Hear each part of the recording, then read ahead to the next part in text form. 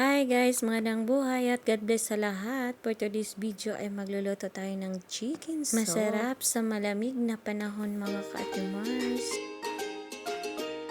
At ito na ang ating sangkap na gagamitin mga ka-Ate Mars. Meron tayong sweet yellow corn, meron din po tayong Maggi soap powder, at meron din po tayong atsal, meron din po tayong cheese, at saka hot chili. At 1 kilong manok yung ginamit natin mga ka-Ate Mars. Yung laman lang po yung ginamit natin.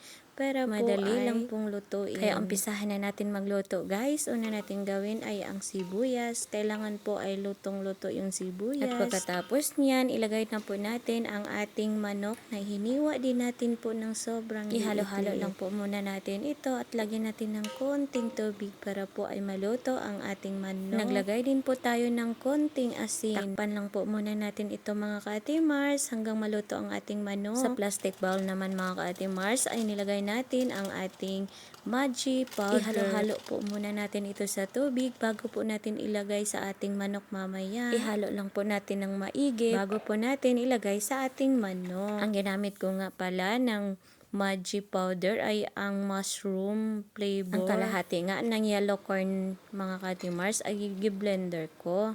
Tapos, yung kalahati naman ay nilagay na natin sa kaldero. At isasunod na natin ang ating Maggi powder na hinalo-halo natin ng tubig kanina mga ka-Ate Mars. At pagkatapos ay dinagdagan po natin ito ng tubig. Ang chicken soup mga ka-Ate Mars ay napakasarap. Araw-araw din kasing kakain yung mga amo ko nito. Kaya kailangan damihan ko yung paggawa kasi every week ako magluto. Isang beses. Pakuluin lang po natin ito saglit mga ka-Ate Mars. At kapag kumulo na ito, ilagay na po natin ang hot chili. Tapos po, isusunod na din natin ang ating cheese. Hiniwa din po natin ito ng maliit-liit mga ka-Ate Mars. At ang panghuli nating ilagay ang ating hiniwang atsal.